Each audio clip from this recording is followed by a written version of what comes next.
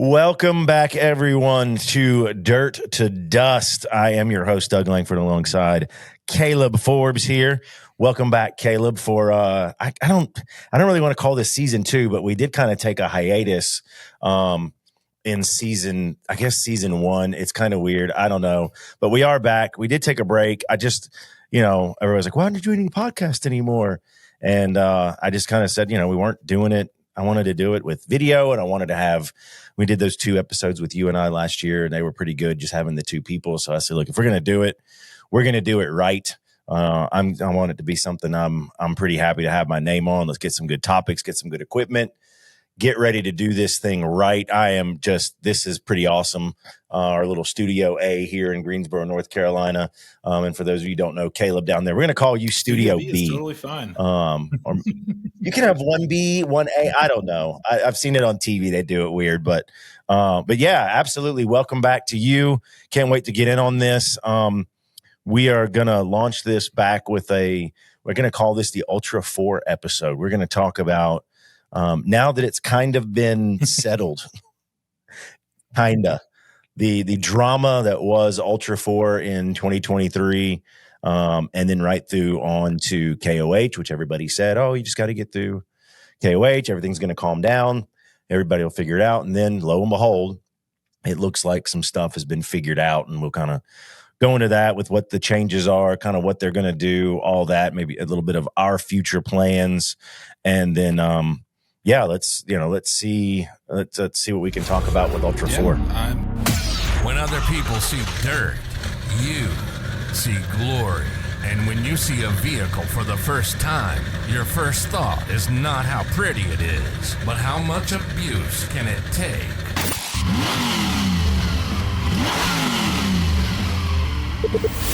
This is Dirt to Dust, presented by Outlaw Offroad. If it's anything off-road and dirty, we probably like it, and we're probably talking about it. You'll get industry info, tech talk, and interviews with the biggest and best in the industry. Let's do it. This is Dirt to Dust. And now your hosts, Doug Langford and Caleb Forbes. Lay down. This is what we live and breathe almost every day. So like you said, I'm so glad to be back. This is something we've been talking about for a while, is revamping this. I love the first 2 episodes we did. I think that was awesome. Let's just jump right into Ultra4. First of all, I kind of want to get into, especially for new listeners or people who are in the off-road industry who aren't entirely sure what Ultra4 is. Let's go for a brief history of what Ultra4 is first. I mean, at its base, Ultra4 is off-road racing. It's unlimited 4-wheel drive off-road racing. I guess you could do 2, but you're not going to make it very far. It is comprised of vehicles that pretty much anybody in Ultra4 will call the Swiss Army knives of racing. We all have cars, whatever series we're in. That's a different podcast talking about the series, but there's different levels, different series that everybody can be in. We at Outlaw Off-Road Racing, I drive the 4699 car. It's a 4600 car. They're built to do everything off-road. We are supposed to be just as comfortable in the desert as we are in big giant rocks and in mud or in whatever they want to put us on, which they do throughout the course of a given season. We have race cars that are built to do that.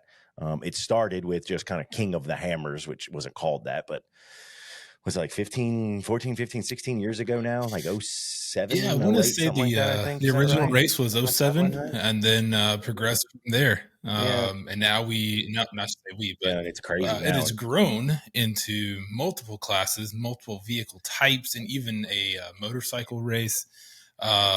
But what a lot of people don't know is Ultra4 is actually more than just King of the Hammers too. So let's talk about a little bit about the regional aspect. Let's talk about your races last year. Then we can jump into kind of what's going on this year. Yeah, so Ultra4 is, I kind of touched on there, it is national-ish. They do races. I mean, last year we spanned from California to Pennsylvania. We're as far north as Wisconsin, Oklahoma, Kentucky, Arizona. They're all over the place. Again, with the general idea just being put you on as much crazy terrain and go do it as fast as possible. We did race. Last year was my first season. I did the full season, minus like the Montana race, I think. And that was only because it was, you think hammers as far, man. Try driving from Greensboro to the other side of freaking Montana. Not doing it.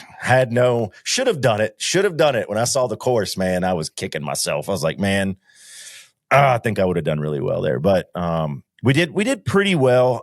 It wasn't the car's fault. It was definitely lack of driver experience for some of the issues that we had last year. We were able to kind of take care of some of the car issues pretty early, but we ended up squeaking out a 4th place nationally. We missed the podium by 8 points, which, essentially is 1 place at one double points race, which they used to have, or 2 places at a non-double points race. So a place is generally 5 points. So it kind of sucked that we missed it by that much, but absolutely learned a ton. I got way more comfortable in the car, and all the way up through nationals, which was, October of last year, got feeling better and better and better and doing better.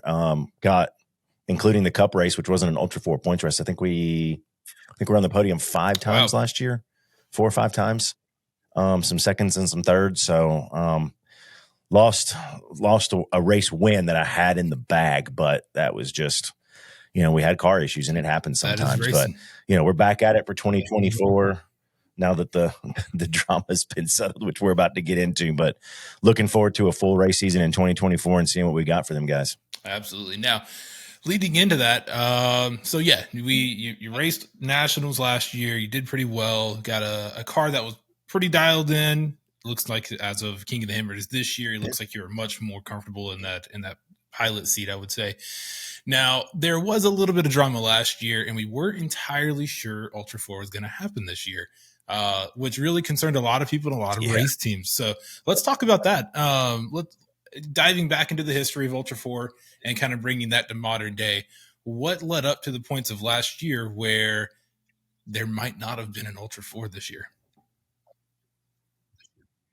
Yeah, I mean, what actually led up to it, who knows? I mean, I saw some emails about various reasons they were talking about selling off the series and whatnot, but middle of November, rumor mill started as rumor mill does, and it generally starts on social media, was that Mid-America Outdoors, who had purchased the Ultra4 series in all its glory, everything except for King of the Hammers, which is kind of Dave Cole's baby and Hammer King Productions, but every other Ultra4 race was going to be owned and operated and promoted by Mid-America Outdoors, which is a company out of Jay, Oklahoma.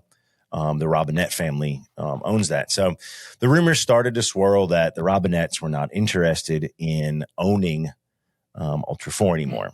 And there was some legal stuff of what could be said, what couldn't, wait periods, all that. But in the absence of more information, pretty much just everybody said, well, there's not going to be any Ultra4 in 2024. What's going to go on? We had, this was November. So this was hot and heavy. Go get sponsors time for your next race season. You're designing fire suits, you're designing vehicle grade, you're doing all this stuff. And my phone's going off like, hey, what's going on with Ultra4? What are you going to do? Right. This is not something you can market to manufacturers or sponsors of cars to get that marketing money in on a whim. This is stuff that has to be set up, 4-6 months in advance. Makes it real tough. And there was a couple drivers that told me that. They were like, oh, I had a driver at KOH that said, oh, we had so-and-so lined up, and it was a big deal for them. And the second that the whole drama with Ultra4 started, they backed out and they lost. I mean, this was a money sponsor, and they lost it. It was their primary money sponsor. They just backed out. We were pretty proactive. As soon as I knew that was happening, I'd already kind of, you always got to have a backup plan. And then I like to have a backup plan for the backup plan and know what I'm going to be doing a couple years from now. So I had some plans, even racing into 2025, that I was able to kind of look at the schedule and go, well, what happens if there's not an Ultra4? What are we going to do to promote these sponsors? Because we got to promote the sponsors, because without the sponsors, we don't go racing in anywhere near the current form that we're able to go. So we were able to look at the schedule, assume the worst, plan, we kind of planned for the worst. We said, well, if there's not going to be an Ultra4, let's plan let's plan some best in the desert races, or let's plan some, a Vegas Torino or Mint 400. We found some stuff that we could go do that was still going to be able to provide a value to the marketing partners just as good, if not better, than what Ultra4 said. So I put out a statement to all the sponsors, said, look, guys, I know what's going on Ultra4 and blah, blah, blah. At the end of the day, we're still going racing.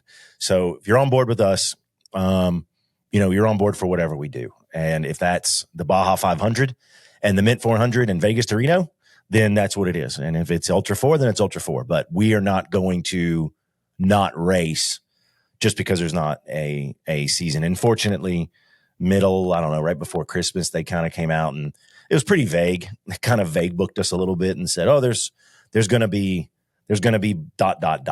And they put out this schedule, and a couple of them were listed as good to go. A couple of them were listed as tentative.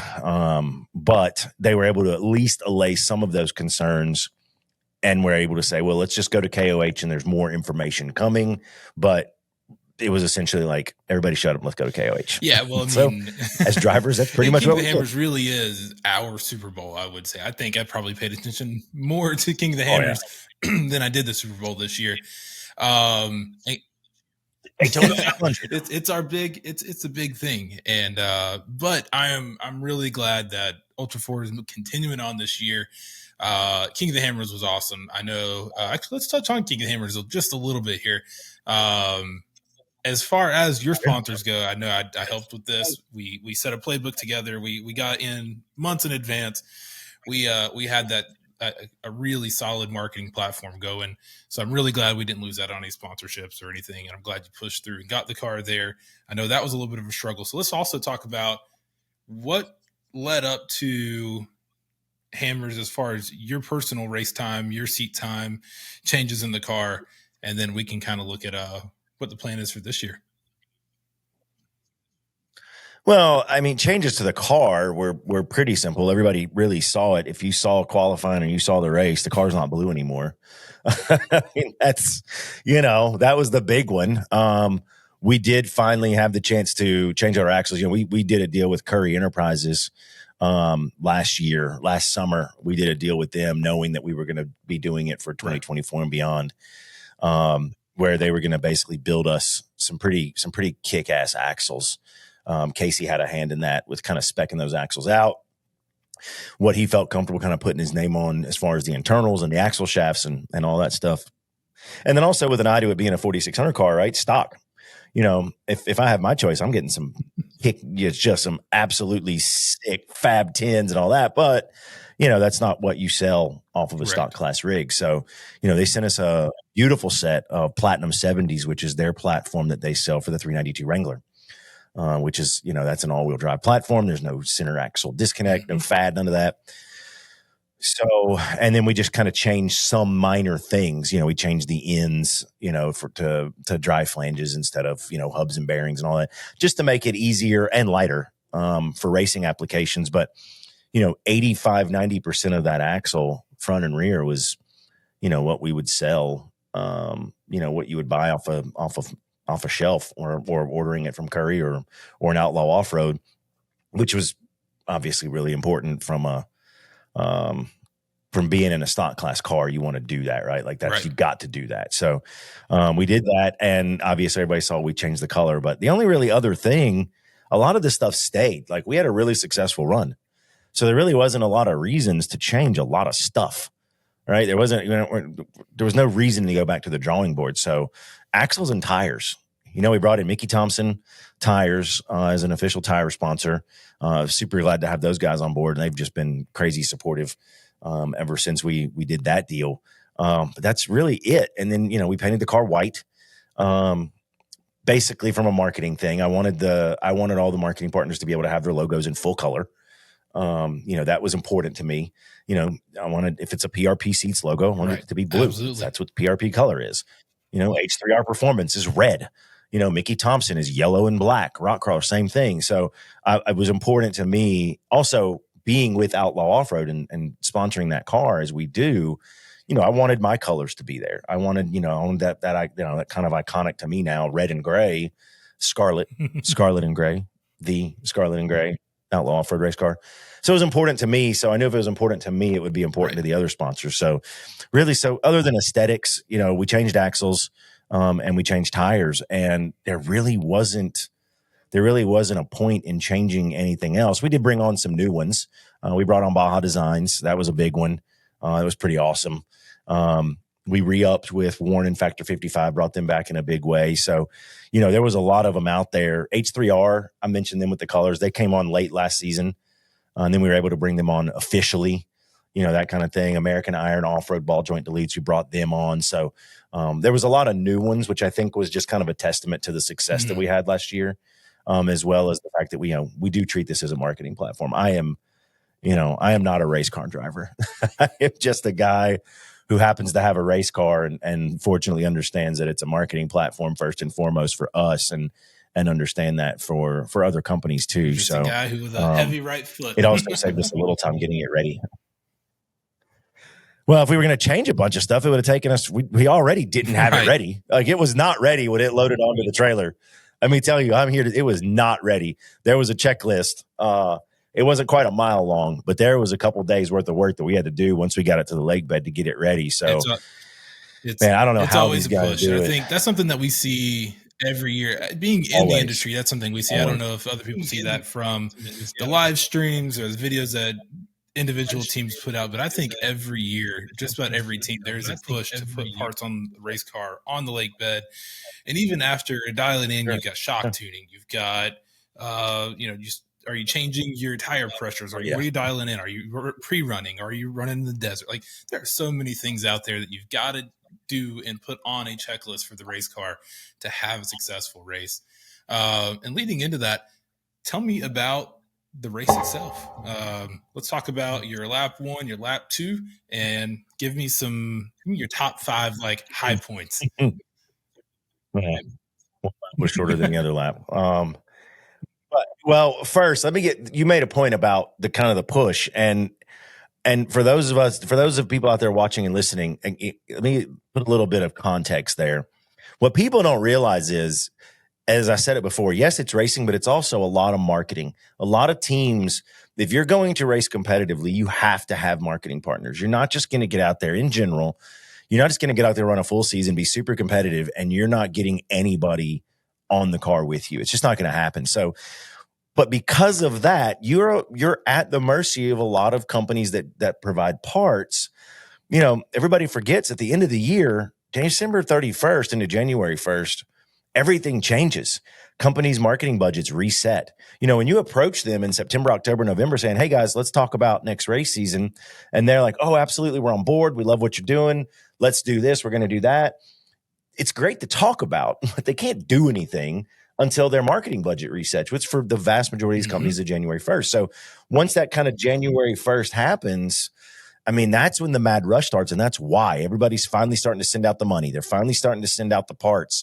And then you're just, because of the nature of, like what you said, we kind of have our Super Bowl first. You really only have like a golden 2 weeks or so. There's a lot you can do before some of that shows up.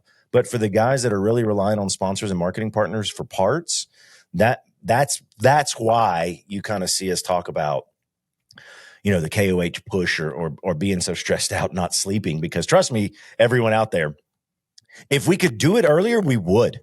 I promise you, if I could stop right after nationals and start rebuilding the car with all the fresh stuff, believe me, I would 100% do that. It would make my life easier. It'd make the techs that work on the race car lives easier. It'd make everybody's life easier. But there are a lot. We just can't do that, right? So, but we know that. We understand it. We plan for it. We understand it. It sucks, but we know those 2 or 3 weeks are going to stink. We know it. So we plan for it. Hopefully the teams plan for it. I know we did. And we just know, look, this is our priority. This is what we got to get done before we load up. And this is stuff that we can do on the lake bed. Because once you get on the lake bed, you got another week, really, almost, depending on when you get there, to kind of get everything dialed in, get out pre-run, like you said, shock tune, change tire pressures, do all that stuff, so that you're ready. This year was a day earlier, or I think it was, I can't remember. So that this year was Tuesday. We rolled in on Tuesday night. The following Tuesday morning, we were qualifying, and then we had basically Wednesday and Thursday to prepare for a race. So I like the schedule of being out there, but I just want to make sure everybody knows we don't do that on purpose. I promise you, we do not do that on purpose. It's definitely it's the push for it, and it's just kind of the cards that you're handed, and I think that's kind of what King of the Hammers is in a nutshell. You have to race the cards that you are dealt. If you have a Suzuki Samurai on leaf springs, you might not have a better day than a 392 on thousands of dollars of suspension and shock tuning. But at the same time, your cards for a 392 might not be dealt in your hand the way you wanted to, and that Suzuki Samurai might just pass you on the trail. And that is racing in a nutshell. Yeah. I got evidence of that. I mean, even in qualifying, people asked me when we got done qualifying, we did like 14 minutes. And yes, obviously I could have pushed and gotten way faster. The car is dumb fast and it's built like a tank. But people forget this is that car's fourth KOH. This is the only KOH that car has crossed the finish line without an issue during qualifying. So year one, Eric Miller driving the car, they didn't qualify the car. It wasn't ready. I can tell you it wasn't ready. I was there. I remember watching welding being done. I was pouring fluids in differentials. Like I saw that to-do list. It was not done. But Rockcrawler put the car together in like 45 days. Like, what do you expect? So, it didn't even qualify. Started at the back, and then obviously it had some issues that year and wasn't able to finish. But then that was 2021, and then 2022, I was actually in that car for qualifying with Jeremy Purick, Rockcrawler. That was the year that he popped his bicep off his arm. And then, rather than he wasn't even supposed to qualify the car, Eric Miller again was supposed to drive it and qualify it. And Eric couldn't do it. So, I already had my stuff there. I was co-driving another car. I said, hey, just get in the car. Let's go do this. Not that I should have been qualifying. The car wasn't ready back then. I'd been in an Ultra4 race car. So I hop in the right seat. We go run it 4 or 5 times that morning. And I said, okay, this is where we're going to go. We got to go here. This is where we're going to go high side here. And we're going to drop it. Well, like 2 turns in, he ain't listening to me. Jeremy, if you're listening to this, sorry, but he'll be the first one to admit it. And he took a turn, a right turn going up, kind of where everybody sees the Bronco Arch, kind of leaving Hammertown. He took a right turn, really hot, overturned it, and we just drilled a rock. Well, back then that car was having nanny issues in PCM, and the car just died. We hit a rock, car died, and he's over there trying to reset the car. I was not as familiar with the car electronics at that point as I am now. I didn't even know what he was doing. He's over there with his right hand just shaking because he's just, it's an adrenaline dump. His hands just vibrating, trying to reset with the master kill switch to get it going again. And we did get it going again, but he kind of took it easy from there, and we gunned it a little bit in Hammertown. But at that point, qualifying was over. Like, you lose that much time, you're done. Like, it's just not, you're done. So that was not it was still kind of starting towards the back. And then last year, again, Jeremy driving it. Jeremy almost put it. that car was parallel with the ground, and I don't mean in a good way. I mean, the driver's side door was parallel to the rocks. Dude, that wasn't even what broke the car. But year 2 of the nannies, he did that, and oh man, well, it did. So it did. Most people don't realize they saw him go up that left side, and then it just kind of fell down. They're like, "Oh, why'd you get out of the throttle?" No, he didn't get out of the throttle. Yeah, the car died. And put him back down in there because he was gonna one shot that thing, and he got it refired, and got it up it, and then just absolutely he was pissed, like he was just mad, and he absolutely launched into that 600 plus horsepower, and the internet saw what the internet saw after that. But the issue came when the front axle started wheel hopping a little bit on the backside on the sandhill climb, and the PCM freaked out because it was seeing a bunch of differentiation between front wheel speed, rear wheel speed. The T-case was acting up. It was just, a lot of stuff went bad. And they thought they'd grenaded a transmission. Like, I'm on the phone trying to find a transmission and a transfer case in a junkyard. Like, because I'm owning the car at this point. I'm like, this is my race car. I'm thinking JP just killed my race car. Like, this is not good. But again, it ended up just being electrical. Of all the stuff we were throwing at it, it needed a full electrical reset, and that did it, and it was fine. But, so again, before this year, that car had never gone issue-free, problem-free, and completed a qualifying. So when we set out, everybody knows we have the 392 in there. We have a fast car. Like, we know that. we just really didn't want to start in the back with nobody that qualified. We wanted to kind of get up in that kind of top 10. I think we ended up qualifying 9th. And I said, look, we're going to go out here. We're going to run a good pace, but we are not going to push it. That was my first time really racing in race trim at KOH, doing that, coming down Resolution. And of course they made that crazy long qualifying course for us this year. So, I was not going to push the car. And because I didn't, when it came to the start finish line, I was able to push the RPMs a little bit and send her airborne over the Yukon launch, I think is what they called it. So we were able to do that.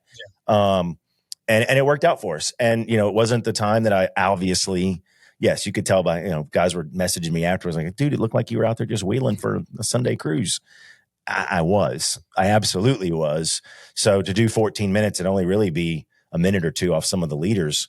I was going to take that. I was pretty happy with that. Again, with the 9th place starting out, they bumped us back a few spots for some of the Desert Challenge guys, but on straight clean qualifying, we qualified 9th. So I wasn't too mad about that. That was the plan. Rolling out of qualifying in 9th position, I noticed that did put you a little bit of a disadvantage going into Turkey Claw, which was the very first major obstacle. You kind of got caught in the traffic jam. Do you think that pushing qualifying could have got you a little bit ahead of that and kind of bumped your time up a little bit?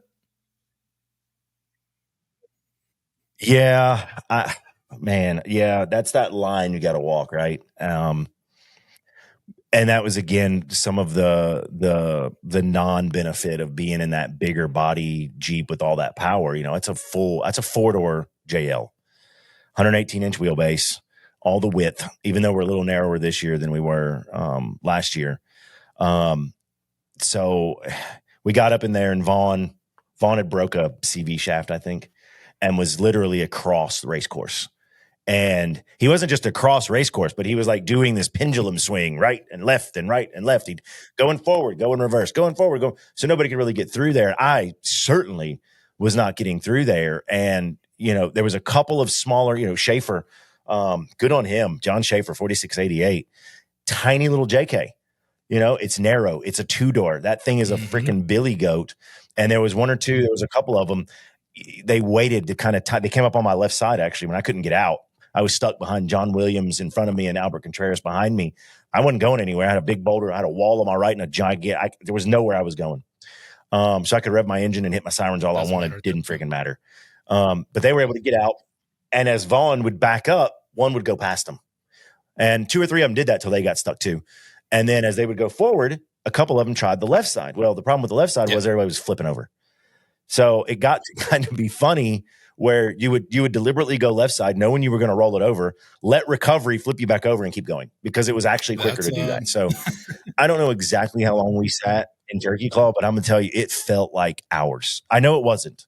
I know it was probably 30, 45 minutes, but it felt like I was in there for an hour. It was so bad. Especially from having that adrenaline dump coming out of Hammertown. You're racing, you're going. All right, the plan was going really, really well. And then, you just stop. Hurry up and wait. Yeah, it sucked. And realistically, we let John Williams go with that new Bronco off the start finish line. I told Rob Craven, my co-driver, I was like, look, here's what we're going to do. We did not get to pre-run that first little section as much as we wanted. And I didn't want to get any caught by any gotchas. I was like, John's quick. He's good. He's a solid race driver. We're just going to get in behind him. We're going to let him go. So you could probably tell I kind of pushed a little bit off the line, and then I backed off away. I was not giving it anything. At one point, I actually thought he was trying to let us go too. But luckily I was slower than the slow. So he took off in front of us, and then we were just together, for that first 2.5 miles to Turkey Claw. We just rolled together, and he was keeping a pretty good pace. I could tell that he was doing what we were doing. He wasn't pushing it. We all knew what was coming. I was already getting radio calls from our teammate Diesel Krentz, from his co-driver Eric, saying, guys, don't push it. It's a parking lot here.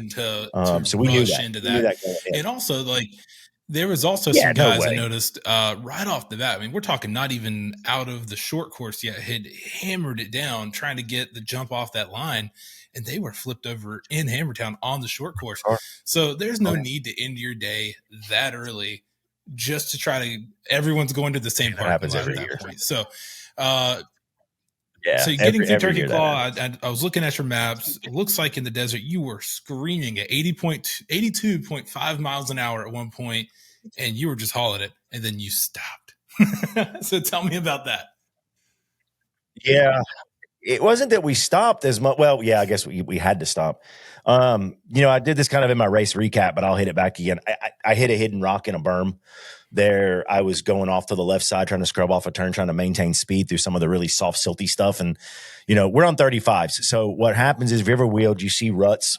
The problem is we're on 35s. We are on some of the smaller tires, and guys in front of us were on 37s. That's 4,800 and 4,500.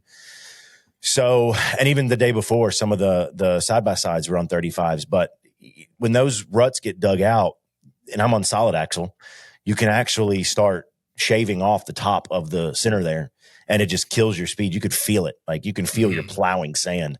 So what we do is we do, it's called scrubbing off, which is where we'll basically turn the tire slightly into the walls, and we'll ride about halfway up that wall so that our tire size will kind of mitigate some of that. So, and that's what I was doing. And it's also softer up there. I can't explain to you how rough it is in that race car. In some of those ruts and some of that chop, it was bad. Really, really bad, especially after the trophy trucks on 40s go through there the weekend before. And then we thought with the rain, we thought we were going to get more rain and wind on Wednesday before than we did. We thought that would kind of smooth off some of the faces of the whoops. It did not. We did not get as much rain in Johnson Valley. Got a ton in Yucca Valley, 30 miles away. Didn't get that much out in the desert. So didn't really get them smoothed off like we wanted to. So we had a lot of flat, squared off whoops. Not fun. Not fun. You talk about shock tuning. I could have done a whole nother shock tune just for that.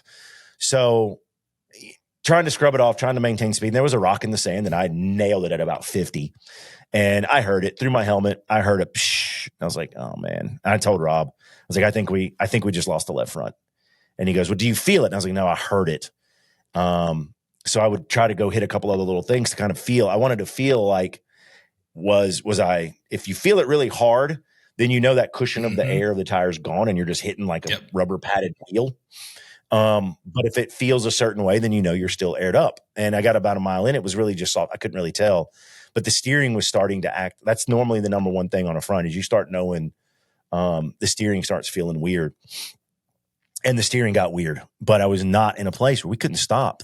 We couldn't, that we were in some canyon-y tight stuff. I told Rob it reminded me of some stuff we did in Arizona, and there was just really no way to stop. So like, we just got to get through this. We'll get out. We'll find a place. We'll change the tire. And that's what we'll do. Well, in that tight stuff, the steering was absolute garbage. The car was everywhere, left and right. And because of that, and this was driver error. These both were driver error. I hit that rock, scrubbing off. And, that was my choice to do that. And then because I had basically no handling and 650 horsepower, I was aggravated and pissed off because I knew we were chasing people down. I knew we were freaking killing it in the desert. And I knew we had a really fast section coming up. We had a section coming up where I knew that I could hit 90 to 100 plus. Basically the same place where JP hit 109 last year. And I was dead determined to hit 110. And I knew it was coming. I knew where it was. I was like, man, we're not gonna be able to do it. And then that's when we lost the left rear. So now we're down to two left sides. Luckily the left side had a liner in it from where we had changed it right before. We had an emergency swap right before, not because of a tire or wheel issue, but one of the wheels got some dirt in there and it wasn't holding air right. So I just made the call to just change the whole thing. Well, the spare that we changed it out with, thank the Lord above, had a Coyote Enterprise liner in it. So we said, look, we're gonna have to change the front with the one spare we got, and I'm gonna have to run the next 10 miles with a flat left rear. There's really nothing I can do about it, and that's what we did. We got to RP1, got it changed out, but between sitting in Turkey Claw, getting that 2 or 3 miles really slow on the flats, and then stopping to change it, and then having to kind of nurse it with a flat. I mean, you got to think we lost an hour and a half of time before we even hit RP1 at mile marker 37. We were in a big hole. So, I kind of knew a win was out of it then. At that point, it was just going to be fighting the clock to get a finish, keep the car together, fight it just to get a finish. So that's what we did. The rest of lap one was freaking awesome. From leaving RP1 all the way back to Maine, we were smoking it. Here's the thing, We were little running did you know, I'm sitting here watching the tracker system. And now the original trackers were messed up. I found another system. I'm watching your live feed. It's updating every 2 minutes. You're getting in, going. You're passing 45 cars. You're passing 48 cars. Little did you know, there were only a couple 46 cars in front of you. Now, they were very far in front of you, but you were chasing them down. So you come back in, you get back into Hammertown, you head out to lap 2. Now, walk me through the monstrosity that is the rock section for a stock car on 35s in King of the Hammers. Oh, we were doing so good, though. You know, we left and you share the first 8 or 9 miles with the desert lap, and you make a hard turn. You're out on the backside, and you come in, and they did a little bit different this year. We came into Aftershock first, Highway 18, Highway 19, Highway 20. We freaking killed it through there. We didn't pull cable. We were going. Like, we had planned at one point, like, oh, if Rob's going to get out, he's just going to walk this section. And he's like, well, I think there's this one section there. If you do this, it's different. I won't have to winch. And he was right. He was absolutely right. He put me like 2 feet to the left on one that we had pre-ran, and it was money. And we just kept going. And we rolled. We were getting it, man. We were getting it through Highway 18, 19, 20. We got to RP2. We had no issues. We did a quick wiggle check. We took water, and we were rolling again. Like, we had no problems. Once we kind of got past that first couple mile jitters, getting it out of me and making my mistakes, you know, we were, you know, some people know, some people don't. We were running the brand new Mickey Thompson XS, which is a DOT version of the Baja Boss MT. It's on the Baja Boss MT XS, which is, the tread is the same. All the tread compound that you see on the Baja Boss MT, it's the same thing. Essentially what they did is they added another sidewall layer, another tread layer to the sidewall, and it's supposed to be super, super, super duper tough, which is what I like, because almost every flat I've ever had is not because the tire was cheap. Right. You know, I ran Nittos last year. Great freaking tire. The problem was generally, you know, we'd be off a pound or two and we'd hit something and we'd pinch flat. That was the general thing that you would see me getting flats for last year, which was a lot of it too, was just me learning how to drive with that much horsepower and throwing that much weight around on a race course. So, which hopefully I'll be better at it this year. But so getting access to that XS tire, you know, we started with those all the way around. Well, left front, right front, and then right rear. The right side stayed up even through the rock. So big shout out to Mickey Thompson. They did well on that tire, aside from the driver being an idiot. 25, 26 miles into lap 1. Those things were fresh when we even got done. Even right now, the right front's still on it. Like, we'll race again. We'll race again on those ones that are there. We'll head out to, I think, our next race. Well, I can't tease that now. We'll talk about that in a minute. But our next race here in about 2 months, a little less than 2 months, we'll be on some of those tires. So, so we got that done. No problems. RP2 in and out. We're still getting stuff going, and we come down through a little thing called Dirty Sanchez. It's a thing that Dave Cole had said he'd been wanting to put in there for years, and he finally did. And then there's this crazy drop after that called Tumbleweed. If anybody remembers Dave Cole rolling on the social medias, that's where he did it, was Tumbleweed. At the bottom of Tumbleweed's a real hard over 90 right, and I felt just something in the steering didn't feel right. But it was still doing okay. But it just felt like I would move the wheel a little bit and then I would catch steering. I would move a little bit and then I would catch steering. And I know enough to know that generally means track bar issue. But then the weird thing was I wasn't able to go all the way right. So I'm like, I don't know where I would have done this, but did I like bend a drag link? Did I bend a drag link in? Like, that would typically be a symptom of bending a drag link in. You'd still have steering all the way one way, but you'd lose 10, 15 degrees the other way. So I'm thinking, is it a track bar? Is it drag link? I don't know. Like, I just don't know. Well, we got up, we had to do tack hammer. We had to do, I'm sure I'm getting these out of order, but that's what we did. Her problems, idle issues, and then up Chocolate Thunder. And I told Rob, I was like, look, this steering is not right. I'm going to make one shot at Chocolate Thunder, just a little bit. And then we're going to pull cable. And right as we came around the corner, we saw Diesel and Eric, the 4500 car, our teammates there, stopped on Chocolate. They had found out later they were having fuel issues on that car, which sucks for them. They were doing awesome too. But Eric was already out of the car. Oh, they were. That car just keeps getting better and better and better. And they made it. They made it a lot farther this year. They made it into lap 2. They made it to Chocolate Thunder. That is no small feat, I can tell you, having done it. So Eric was there, and I said, "Look, Eric's here. Robbie, you want to be out there in the car? I'm going to do the one shot." We did the one shot. I was like, "The steering doesn't feel right." So Eric was there. He hooked us up. We didn't even have to get out of the car, and off we go up the mountain. we get over the mountain and you get down into this valley, and it's straight shot for like, I don't know, a mile and a half, 2 miles wide open over to Jack North. And I said, well, as we come down, we stop. And I get out. So we got to check the steering, because Jack North is not going to play nice with us. No, if we have steering issues. That's nothing. So we get out, and we see then that just a little bit, the bolt hole axle side for the track bar had wallowed out just a little bit, and because of that little bit, it was just causing all kinds of other problems. Our hydro was, stuff had bent. It was just causing a laundry list of problems. So, and I knew that it was probably, I don't know, it was probably 2:30, 3 o'clock at that point, something like that, maybe 2 o'clock, 2:30, something like that. I have no idea. And, I called in and told them what it was. And JP was on the radio. He was like, copy. Like, no, you're not quitting. Like, you tighten it down as much as you freaking possibly can, and you nurse it, and you just go. You just nurse it, and don't know what it was. I don't know if it was coming down jackhammer. I don't know if it was coming down. Dirty Sanchez wasn't hard, but coming down, we came down tumbleweed pretty quick. I don't know, but whatever it was, the constant left, right of all that power and all that weight and all that speed, and it was a rough, beat you to death, kill your kidneys kind of course. It wasn't ready.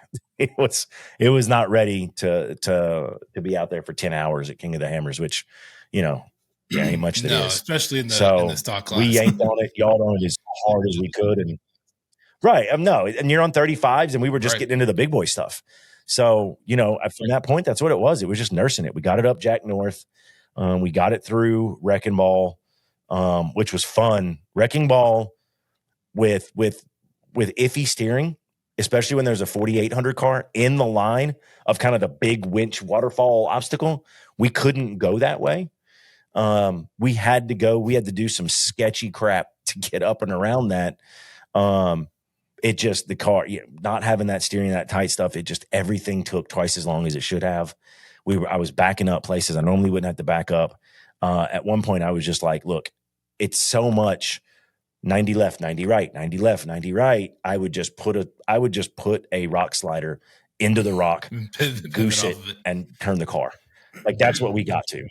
That's the point we got to. Like, I didn't, what other option did I have? Right. So, but credit, the rest of the car, even me doing that and driving like an asshole, it held up. The car did great, but we ran till it was timeout. We ran over by Full of Hate and Daydreams, I think. And I knew that road was out. And I was like, look, we're like 15 minutes away. They're about to close down RP2.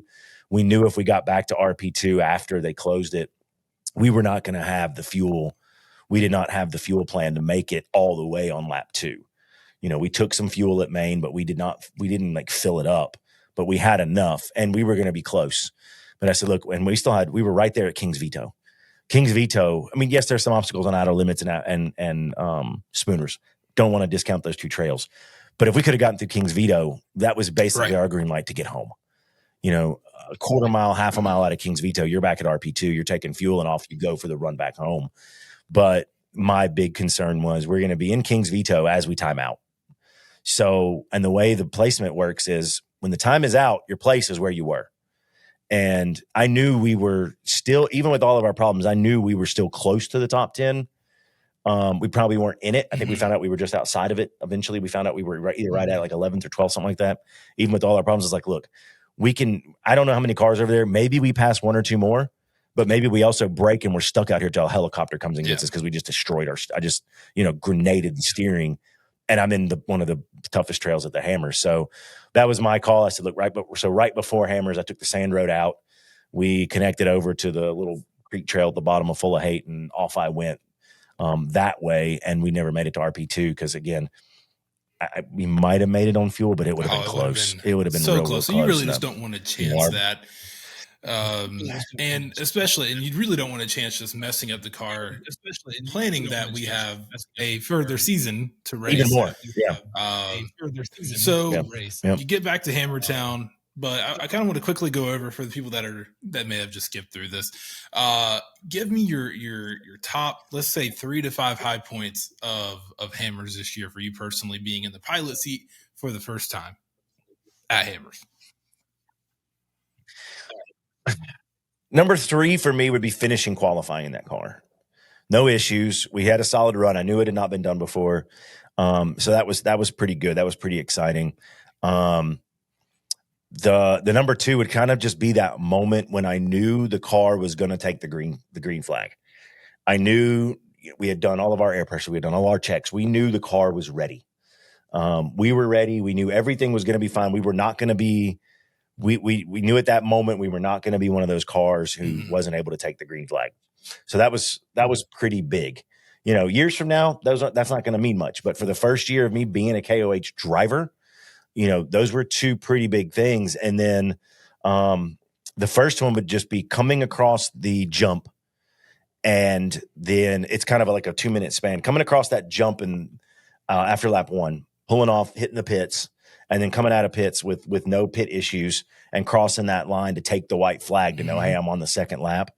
That was kind of the moment like, oh, okay, I kind of can do this. I just finished lap 1 at KOH. Yeah, we had issues, but, you know, it is what it is. You know, I got calmed in and settled into the car. And when I was able to do that, the car was fast. The car was good. Rob was doing a great job at co-driving us, getting us through, you know, resolution and getting us through all that stuff he needed to get us through. And when the car was in good shape, for lack of driver error, the car was so good. And I knew at that point, I was like, oh, we got a shot at finishing this. Now, obviously the steering did what the steering did, but at that time, I didn't know that was going to happen. You know, I'm sitting here high, you know, cloud 9 thinking, you know, we're going to finish KOH. Like, car feels good. Everything's great. We're good. We just got through Maine. Like, we're going to make it. Now, obviously the day changed, but yeah, I would say finishing qualifying, that moment when we knew the car was going to take the green flag, and then, you know, actually getting that. And you know, honorable mention would be taking the green flag, but I've taken the green flag at Hammers before. So it's not the first time I've done it. In the pilot seat. So that was kind of in that driver's seat, and you are fully in control. But I've taken a lot of green flags in that car. Understanding that KOH is bigger, I get that. But for me, I've taken a lot of green flags in that car. So that wasn't anything new. But the other stuff was something that, you know, I'd not experienced before. You know, that car had never finished a qualifying without issue, that kind of thing. So, and then, finishing that lap, you know, because when you finish one, you want to finish 2. Next year, I think next year will be pretty solid, especially getting a solid King of the Hammers. And I want to make sure people understand finishing, or one, taking the green flag off of qualifying. That's getting 2 Hammers is a push itself. 2, getting to the green flag, taking that green flag, getting through lap 1. That's another major accomplishment. Getting into lap 2, it's awesome. And it is a race of attrition. 80% of the cars that start will not finish 100%. That day, and they do have to be dragged out of the rocks or in the desert. So getting as far as we did, I think, you know, for everyone that races with the rock crawler suspension under that banner, I think everyone went really, really, really far. And it was awesome to see everyone do that. And this year was just such a cool race to watch because everyone was on their A game, just minor issues with a couple cars. But I think coming into this next season, which we're going to talk about here in a second, and next King of the Hammers, man, I'm excited for it. It's going to be something that I want to be there. I mean, the team did good. The team did great. The live stream was phenomenal. The live coverage was awesome. Like, racing as a whole in our industry is just getting so much better. And that's kind of what I want to head into going into 2024. What's the plan for 2024? Well, luckily we waited a week to do the first podcast coming back because last week they actually came out and Dave Cole posted in a Facebook group. It's a Facebook group, Rock Sport Insider, something like that I'm a member of. And Dave came in there and he posted and he says, you know, this is kind of he said, this is the elevator pitch for 2024. And basically what he did was he put out a schedule and it's different. It is very different than what was released. And even what I think you would see on the, if I look at the Ultra4 schedule right now, it still shows the schedule that was posted like, I don't know, last October. And that is not That is not the schedule that we are going to be racing this year. So, of note, Nationals is not going to be in Arizona. Davis, Oklahoma, which was a race that was scheduled, but we're going to use that venue, but I think on a different date. That is now Nationals. That is now national. So I'm actually going to pull it up here. We lost Kentucky and we lost Pennsylvania. We did lose Kentucky. We did lose Pennsylvania. But as far as the East goes, we are getting Bowling Green, Kentucky, which for those of you who know where Bowling Green is, I kind of grew up really close to there. It's kind of Western Kentucky, but it's where Holly Ford Fest is. And there is a little short course there. And I've been told there's some trail there. So I've been told, think Crandon meets Rush, Kentucky. Fun. So there'll be some off-road in the woods. It sounds amazing if that's true. The other race is, as planned, Badlands, Indiana, in Attica, at Badlands. Was really looking forward to that one and glad that stayed on the calendar. It looked like I've been following the Facebook page for the place there for the course there. Looks like they're pretty excited to still have Ultra4. It didn't look like their support for Ultra4 ever wavered. The West Coast changed a lot. We didn't plan on doing West Coast anyway, but now the West, instead of being NorCal Stampede and the Silver State 300, it's now NorCal and V2R, which is Vegas to Reno, which is that's tough for me. I want to race Vegas to Reno. 4699 do a little more desert racing this year. With as good as it did at the desert lap at Hammers, minus the tires. I mean, you were smoking it. So that's something I would love to see you do personally. So let's throw a wrench into that. So Brexton Glines, driver of the North State Fab, maybe. Brexton and Kendall Glines. Brexton is Kendall's LJ, son. Right? Awesome dudes. I battled with them a lot at Brandon last year. It's an LJ.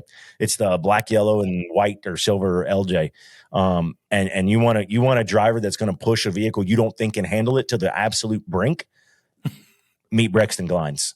The dude is all driver. And I battled with him on course before.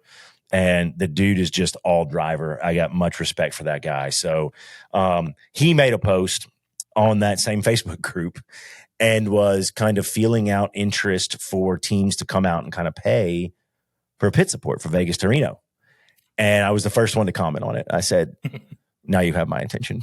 So I'm following this post very much. I am not opposed to heading out to Vegas to Reno in August, mid-August, I think. Because, you talk about the desert. I love racing the desert. It's a lot of fun. And in general, it doesn't beat the car up like a rock lap does, like what we saw in Pennsylvania last year. The reset on the car, the re-prep on the car in general is a lot less. Now, the downside to the desert is when you do mess up, the results are far more catastrophic. You're going to roll that car at 90 miles an hour. People get hurt.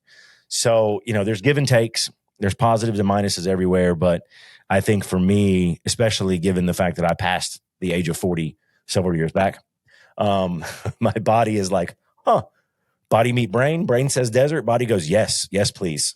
Soul says, finish KOH. The brain says, hey, idiot, go race all the desert you can. Baja is a goal of mine. I think that car would do very well at the Baja 500 since that's a loop race. From a logistics standpoint, I think it would do it. Vegas to Reno, the Mint 400. I'm pretty much, for all intents and purposes, I'm committed to doing Mint 400 in 2025. So there's a lot of desert races that I want to do. I'm an East Coast guy. I've wheeled on the East Coast a ton, and the desert is like this new shiny toy to me. And, I've gotten Arizona under my belt for a desert race, and now I've got that KOH. So, man, the hook is set, man. Yeah. I don't know. I will. I'll definitely be in Bowling Green for Ultra4 this year. I'll definitely be in Badlands. I will definitely be at Crandon. Crandon's, once again, we're back at Crandon. So I'll definitely be there, and I'll definitely be at Davis, Oklahoma for Nationals, and we're going to chase that East Coast Championship. And I don't know what the rule changes this year are going to be for the Nationals because they deleted one of the races that was required, which was Pennsylvania. So I'm kind of waiting to see what they're doing for the National. But I probably will. I will not do the NorCal Stampede. It's just logistically, it doesn't work. when the weekend before that is Badlands. So I'd have to go to Badlands, hope and pray the car is in perfect condition, basically, and then that's drive pretty straight tough. to NorCal. I'm not going to do that. And Badlands, from what I've seen, is also a pretty good mixture. You've got some dunes, which people don't really realize. In Indiana, you do have some sand dunes out there. There's some rock trails. There's some fast sections. There's some gravel pit. Like it's got a little bit of everything. So that's going to be one to watch for sure. Sure. Never been there. I have been once, and it was no fun. idea. I've not Never been to Davis Davis either. but it looks fun. And then Yeah. Bowling Green, No I idea know what it's gonna that look like. where the Holly LS Fest is. There's such a huge observation area to watch that. So that's going to be cool to see the turnout on that. What are your predictions going into the 24 season as far as live coverage goes? Do you think we're going to continue to get better footage? Do you think without the Mid-America Outdoors aspect of Ultra4, do you think just what are your opinions on that?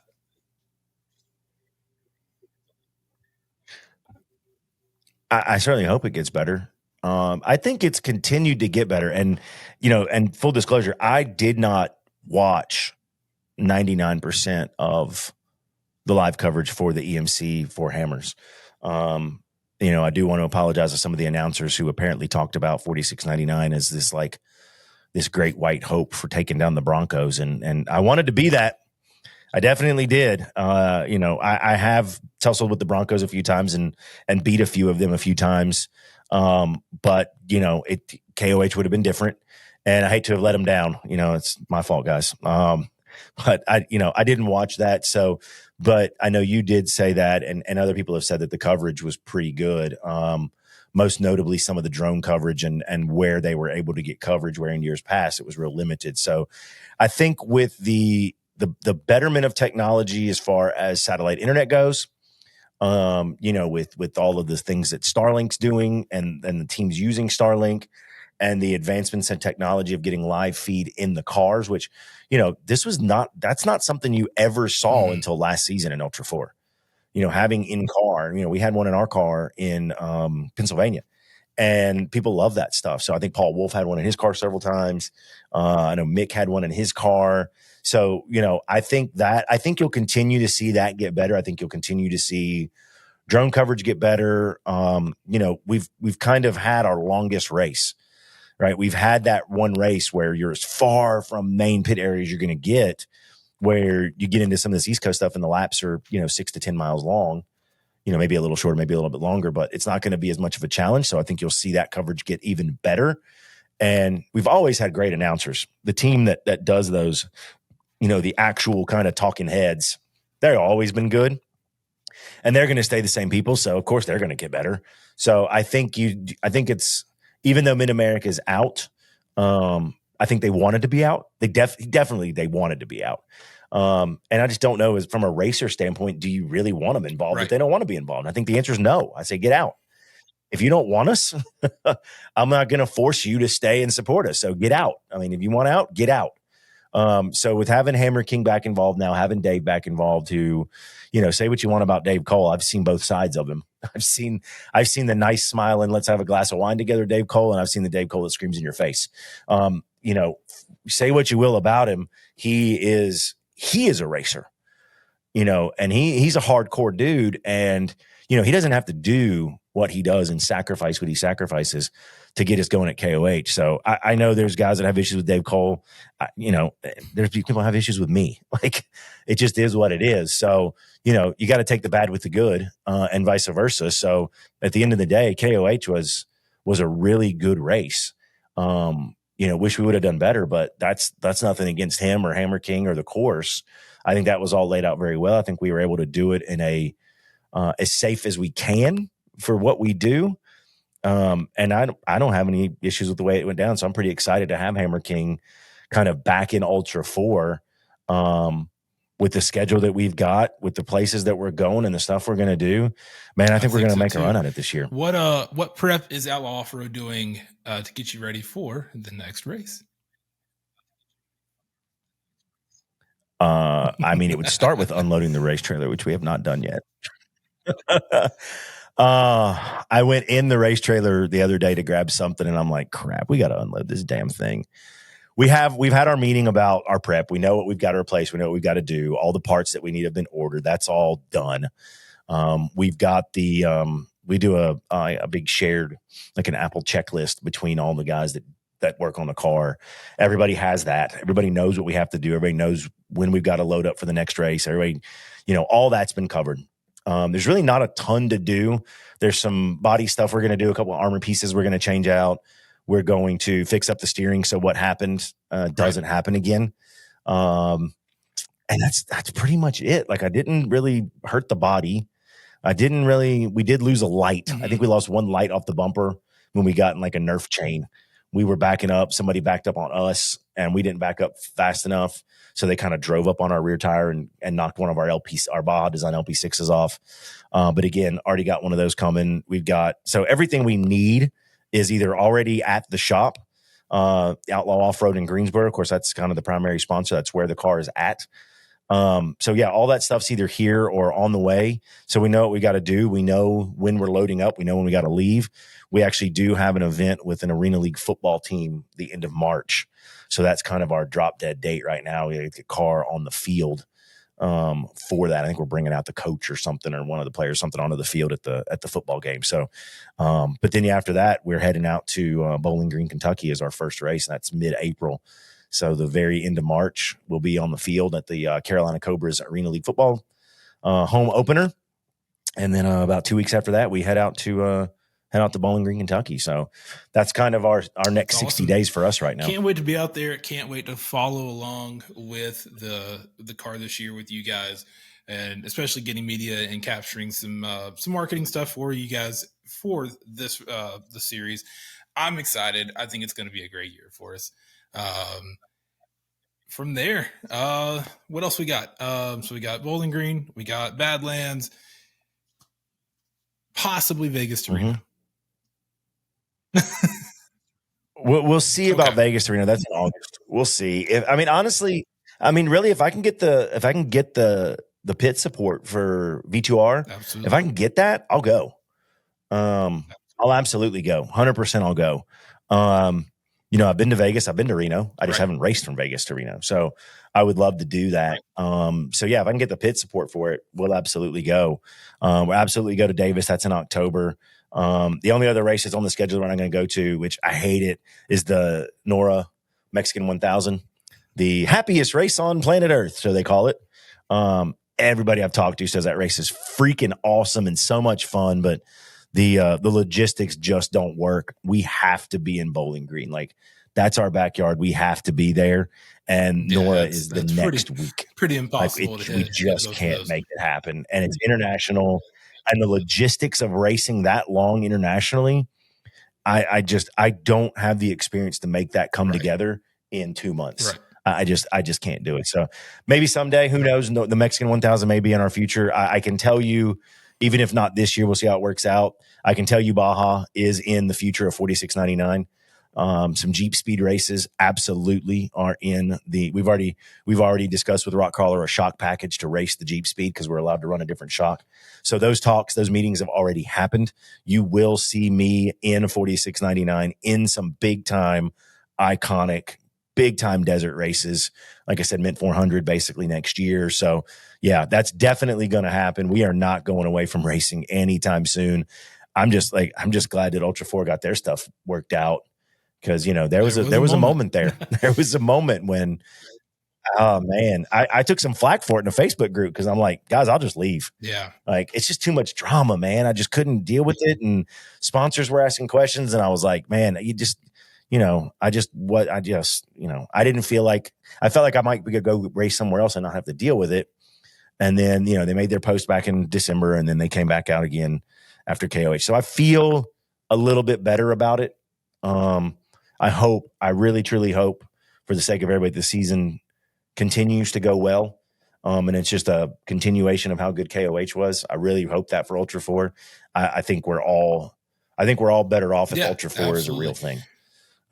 As racers, as car drivers, as owners, as just off-roaders in general, and being able to go to some of these places, I think everything and everyone is served better when Ultra4 Racing is around, and I hope that it sticks around for a long, long time to come. And it's something that, us drivers now can kind of pass down to that next generation coming up now. And, who knows, maybe my son someday, maybe he hops in a race car, who knows? So I hope that it's around for that. Well, I think that pretty much concludes what we've got today. Yeah, absolutely. I do want to plug in a little bit. Outlaw Offroad absolutely can get you the parts that you need to build a 4699 car, and even a little bit further. Replacement parts, anything you need, Outlaw Offroad can definitely supply those. And like I said, they are the sponsor of the 4699 car. They're also a very big sponsor into Ultra4 Offroad Racing, big supporters. So I want to encourage everyone listening, if you need something, if you're thinking about getting into racing, give us a call. We will absolutely help you put together something really cool based off of experience, not just a shot in the dark. Well, we think this might work. We actually know what will survive and not survive at Hammers now. And it does happen. It does happen sometimes, let's be honest. I mean, it does happen. We do a lot of stuff that's never been done before because we're crazy. But Outlaw, and I know I'm biased. I know that 100%. But without having Outlaw Offroad, we're not able to go racing. We're not able to do this podcast. We're not able to do a lot of things. And really, without the teams at the individual Outlaw Offroads and the owners of those individual shops and their teams that have helped to expand the brand really throughout the Southeast and growing. Greenville, Spartanburg, South Carolina, I'm talking to you. That is coming. And I know that there has been some stirrings about other locations still in the Southeast, obviously, coming to a state near you. So if you are fortunate enough to live in the Southeastern United States, you probably have an Outlaw Offroad close enough to you to make it worth the drive or the phone call. And I know they would all, I know everybody, I know all the management and all the owners and all of them. I know they would be more than happy to help you any way they can. Like you said, we all kind of eat, live, breathe this stuff in a world where the market is going away from the enthusiast-owned companies and the enthusiast-driven market. We're still there.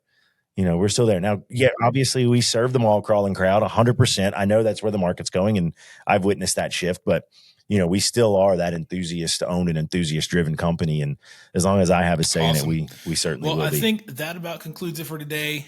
Doug, we will catch up next week on a different topic. But for everyone else, thank you for listening. Appreciate you being here. I know we're about an hour and 5 minutes into this. We have got so many cool topics coming up in the next couple months for you guys. Tons of interviews, a lot of really cool things happening in the industry that we want to tell you guys about, and we will absolutely get that information out to you. But until next time, we'll check you later. Yeah, peace out.